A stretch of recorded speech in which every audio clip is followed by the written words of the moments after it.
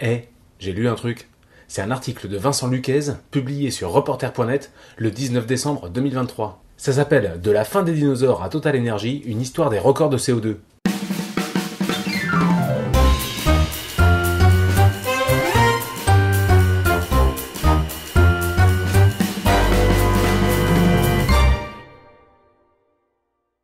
Bon, en réalité, il vulgarise et traduit un article publié sur Science et qui s'intitule « Toward Cenozoic History of Atmospheric CO2 ». Et c'est le résumé d'une étude qui a duré 7 ans, réunit 80 scientifiques de 16 nationalités différentes. Ils ont ainsi créé une base de données qui retrace l'histoire du CO2 dans l'atmosphère depuis 66 millions d'années. Et donc toi, tu vas parler d'un article qui résume un article, qui reprend une étude qui a duré 7 ans. En 2023, la teneur en CO2 dans l'atmosphère est de 419 particules par million. Bon, ça parle pas des masses, mais au moins ça permet de donner un chiffre. Il est maintenant connu que la teneur en CO2 dans l'atmosphère et le climat de la planète sont intimement liés, et on estimait jusque-là que la dernière fois qu'il y avait eu autant de particules par million dans l'atmosphère, c'était entre 3 et 5 millions d'années. Ah bah tu vois, c'est cyclique, du coup les hommes ont déjà été confrontés à ça, et on a réussi à s'adapter.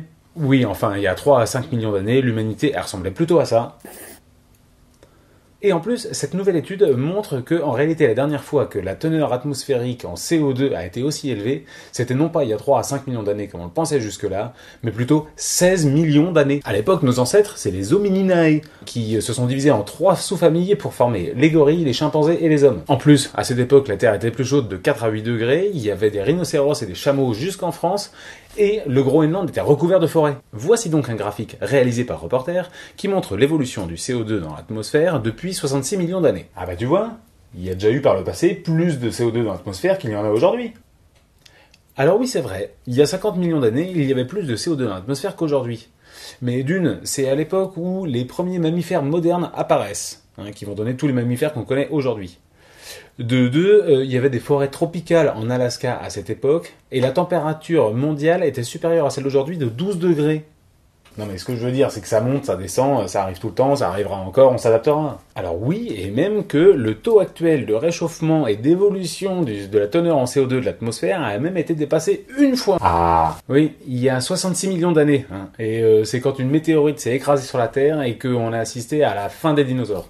Mais il y a une autre évolution comparable à celle qu'on observe actuellement. C'était il y a 56 millions d'années. Et ça a provoqué un réchauffement global de plus 5 à plus 9 degrés sur l'ensemble de la planète. Ça a acidifié les océans, pratiquement autant que ce qu'on prévoit d'ici la fin du siècle. Et ça a provoqué des extinctions de faune et de flore marines et terrestres. Oui, non, mais du coup, c'est déjà arrivé et nous, on est quand même là, quoi. C'est déjà arrivé, oui. Et cette augmentation du CO2 s'est étalée sur 3000 à 5000 ans.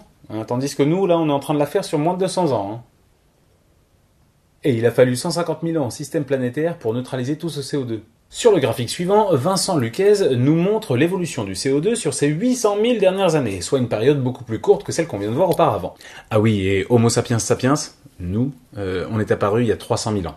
On voit donc sur ce graphique que le cycle du CO2 correspond, grosso modo, aux périodes glaciaires et interglaciaires, avec une variation de 180 à 280 ppm. Ah, ça varie donc quand même depuis que l'homme existe.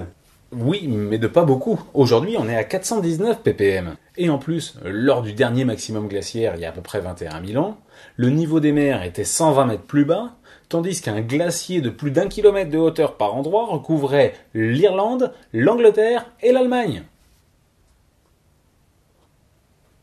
En conclusion, le CO2 influe le climat sur le court terme, le climat qu'il fera d'ici 2100, mais également sur le long terme, puisque dans plusieurs centaines de milliers d'années, on aura encore des effets de l'augmentation du taux de CO2 dans l'atmosphère liés aux activités humaines. Et voilà, c'était J'ai lu un truc.